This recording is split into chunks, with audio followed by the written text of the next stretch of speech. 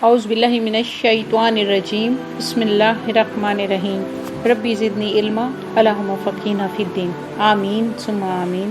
آج ہم حضرت نوح علیہ السلام کی کشتی بنانے کا واقعہ ڈسکس کرتے ہیں۔ حضرت نوح علیہ السلام نے یہ کشتی کیسے بنائی، اسے بتانے سے پہلے تھوڑا سا ہم حضرت نوح علیہ السلام کے متعلق بھی بات کریں گے۔ جیسا کہ حضرت نوح علیہ السلام کے نام سے ہی ظاہر ہے، نوح کا مطلب ہے کثرت سے رونے والا۔ آپ اپنی قوم کی نااہلی اور ان کی بت پرستی اور ان کی اعزار رسانیوں کی وجہ سے اللہ تعالیٰ کے سامنے اتنا روتے تھے کہ اس رونے کی وجہ سے آپ کے چہرے پر لائنوں کے نشان پڑ گئے تھے۔ آپ کی عمر 1050 سال تھی، آپ نے 950 سال نبوت کی اور طوفان نوح کے بعد آپ 50 سال زندہ رہے۔ آپ اول رسول تھے، سب سے پہلے رسول آپ تھے، آپ بڑی شان والے رسول تھے اور اللہ تعالیٰ نے آپ کو بہت اعلیٰ رتبہ عطا کیا تھا۔ آپ کی 2 بیویاں تھیں، ایک بیوی کافر اور دوسری مومنہ تھی۔ آپ کے 5 بیٹے تھے، ایک بیٹا طوفان آنے سے پہلے فوت ہو گیا، 3 بیٹے مومن تھے، سام، حام اور یافس، اور ایک بیٹا جو طوفان نوح میں غرق ہوا تھا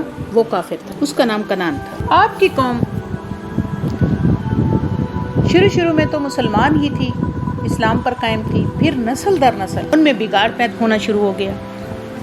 شیطان نے ان کی اولادوں کی رگوں میں اور ان کے خون میں اور ان کے ذہن میں یہ بات بٹھا دی کہ تمہارے آباء و اجداد، تمہارے بڑے بزرگ ان جگہوں پر بیٹھا کرتے تھے، لہٰذا تم ان کی تصویریں بنا کر ان جگہوں پر نصب کر دو جہاں وہ بیٹھا کر۔ پہلے سٹیپ میں اس نے یہ کیا، دوسرے سٹیپ میں شیطان نے ان کے ذہنوں میں، دلوں میں، کیونکہ وہ خون میں، ذہن میں اور دل میں دوڑتا ہے، تو اس نے یہ بات بٹھا دی کہ اب تم ان کے بت بنا کر جہاں یہ بیٹھا کرتے تھے وہاں رکھ۔ تو انہوں نے ایسا ہی کیا، پھر اسی طرح نسل در نسل یہ ہوتا رہا، اور آخر کار شیطان نے ان کے دماغ میں یہ بات بھی بٹھا دی کہ جب تمہارے بزرگ تکالیف میں ہوتے تھے، مصائب میں ہوتے تھے، تو وہ ان بزرگوں سے مدد مانگتے تھے، لہٰذا تم ان بزرگوں کے نام انہی کے نام سے رکھ دو اور ان سے مدد طلب کرو۔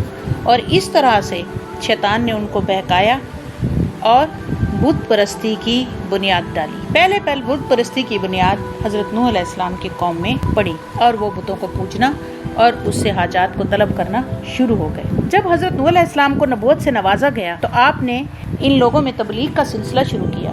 آپ نصیحتوں پر نصیحتیں کرتے، ان کو غریب، مفلس اور نادار لوگ آپ کے ارد گرد جمع ہوتے، اور جو عمرا اور امیر زادے تھے وہ آپ پر ہنستے اور وہ کہتے کہ آپ پہلے ان کو اٹھائیں، کیونکہ ہم عالی رتبہ ہیں، ہم ان کے ساتھ نہیں بیٹھ سکتے، لہٰذا جب یہ اٹھ جائیں گے تو ہم آپ کے پاس بیٹھیں گے، پھر آپ کی بات سنیں گے۔ بہرحال آپ کا مذاق اڑاتے تھے، اور جب آپ ان کو تبلیغ کرتے تو اپنی انگلیوں کو اپنے کانوں میں ٹھونس لیتے، آپ کو اذیتیں دیتے، آپ کو دیوانہ کہتے، نعوذ باللہ آپ کو پاگل کہتے، اور وہ کہتے کہ جس عذاب سے تو ہمیں ڈراتا ہے لے آ وہ عذاب۔ آخر کار تنگ ہو کر آپ نے اللہ تعالیٰ سے دعا کی کہ اے میرے رب، میں مغلوب ہو گیا ہوں، بس تو ان سے انتقام لے، میں تھک گیا۔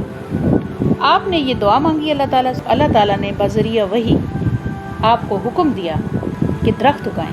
آپ حضرت نوح علیہ السلام نے درخت اگائے، وہ 100 سال تک بڑھتے رہے، تناور درخت بنے، ٹھوس مضبوط لکڑی کے درخت تھے وہ۔ پھر اللہ تعالیٰ نے حضرت جبرائیل امین علیہ السلام کے ذریعے وحی بھیجی کہ ان درختوں کو کاٹیں آپ اور ان کے تختے بنائیں۔ آپ نے درخت کاٹے اور ان سے تختے بنائے۔ واللہ عالم اس میں کتنا عرصہ لگا، اور پھر آپ کو حکم ہوا کہ آپ ان تختوں سے ایک کشتی تیار۔ آپ کو جو کشتی بنانے کا حکم دیا گیا اور اس کا حلیہ بھی بتایا گیا۔ حضرت جبرائیل علیہ السلام آپ کو ساتھ ساتھ اللہ تعالیٰ کے حکم سے کشتی بنانے کا طریقہ بتاتے رہے، اور آپ نے ان پھٹوں سے، جو آپ نے کاٹے ہوئے درختوں سے پھٹے تیار کیے تھے، ان پھٹوں سے اور کیلوں اور میخوں کے ذریعے یہ کشتی بنائی۔ جب یہ کشتی مکمل ہو گئی تو اللہ تعالیٰ کے حکم سے آپ نے اس کشتی کو تارکول سے لت پت کر دیا، یعنی ہر طرف تارکول بچھا دی، مل دی، کوئی جگہ ایسی نہیں بچی تھی کہ جہاں تارکول نہ لگا ہو، اور اس طرح سے کشتی تیار ہو گئی۔ یہ کشتی 3 منزلہ تھی، اس میں 3 دروازے تھے،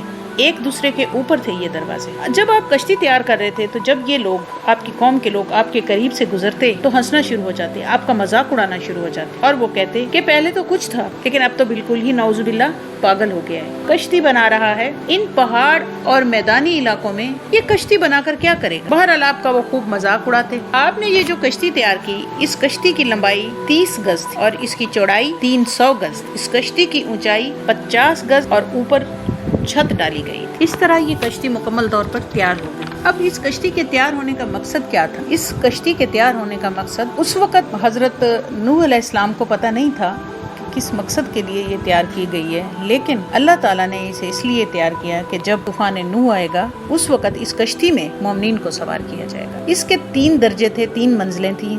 سب سے جو نیچے والی منزل تھی وہ جانوروں کے لیے تیار کی گئی تھی، ان کے رکھنے کے لیے۔ درمیان والی منزل پر انسانوں کے رکھنے کی جگہ بنائی گئیں، اور جو آخری اور اوپر والا درجہ تھا یا منزل تھی اس میں پرندوں کو رکھنے کا اہتمام کیا گیا تھا۔ تو یہ تھی حضرت نوح علیہ السلام کی کشتی کی تیاری، جس میں اتنا عرصہ لگا کہ 100 سال وہ درخت اگتے رہے۔ پھر واللہ عالم کتنا عرصہ لگا اس کشتی کو، 3 منزلہ کشتی کو تیار کرتے ہوئے، کیونکہ حضرت نوح علیہ السلام اکیلے ہی تھے جو اس کشتی کو تیار کر رہے تھے، اور حضرت جبرائیل امین علیہ السلام آپ کو بذریعہ وحی بتا رہے تھے کہ آپ نے یہ کشتی پھٹوں سے، کیلوں سے، میخوں سے کس طرح سے تیار کرنی ہے، اور کس طرح اس کے سوراخوں کو، تار کو مل کر سوراخوں کو اور اس کے جو گیپس تھے پھٹوں کے درمیان اس کو بند کرنا ہے۔ کیونکہ دیکھیں کہ یہ اس لیے بھی ایسا کیا گیا کیونکہ آگے اس نے پانی میں تیرنا تھا، پانی میں چلنا، تو اگر تار کول سے یہ سوراخ یا یہ جو پھٹوں کی مطلب ملنے کی جگہیں تھیں ان کو اگر فل نہ کیا جاتا، بھرا نہ جاتا، تو ظاہر ہے پانی انٹر ہو جاتا، پانی کے داخل ہونے سے یہ کشتی ڈوب جاتی۔ اس کشتی پہ کوئی انجن نہیں تھا، اس کشتی کے چلانے کے لیے کوئی چپو نہیں تھے۔ اور دیکھیں کہ یہ اس وقت کشتی تیار کی گئی تھی، ہزاروں سال پہلے، اور آج 3 منزلہ اور پتہ نہیں کئی منزلہ جہاز جو ہیں وہ سمندروں میں بھاگ دوڑ رہے ہیں۔ تو یہ تھا حضرت نوح علیہ السلام کی کشتی کا مکمل واقعہ۔ السلام علیکم ورحمۃ اللہ۔